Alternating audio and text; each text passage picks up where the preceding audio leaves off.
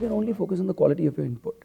And my entire philosophy in life is it's hot, stop bloody complaining, remove your t-shirt, go for a swim.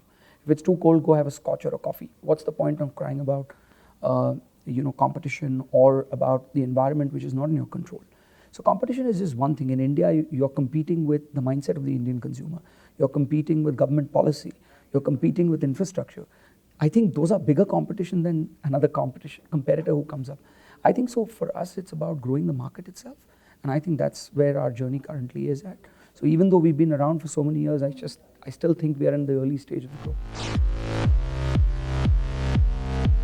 You've always got to have the mindset of a startup. I think we are very frugal. We're EBITDA PAT positive. We reuse paper, pens, pins, envelopes. Our alternate light bulbs are off. Our ACs are on 24. That hasn't changed from the time we started the business.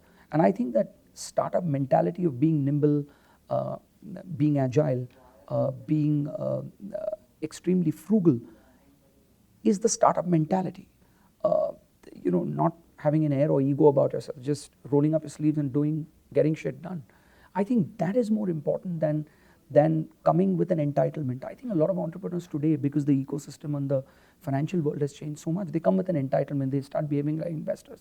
They think of valuation. They think of land grab, numbers. They're not looking at the better metric that they should. Are you making a difference to the human capital? Are you eventually moving towards EBITDA and PAT profitability?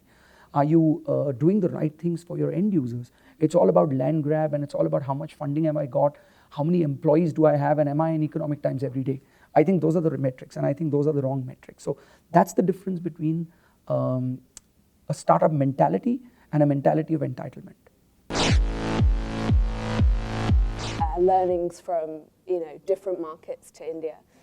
We have our own unique challenges of infrastructure, distribution, and we also have obviously a lower income segment, and therefore we have to fulfill the promise of fintech, which is to use technology to make our products cheaper and easier to distribute at low cost. Now you're going to see a lot more kind of offline to online models and small mom and pop stores across the country starting to come onto platforms, whether they're local or national in nature.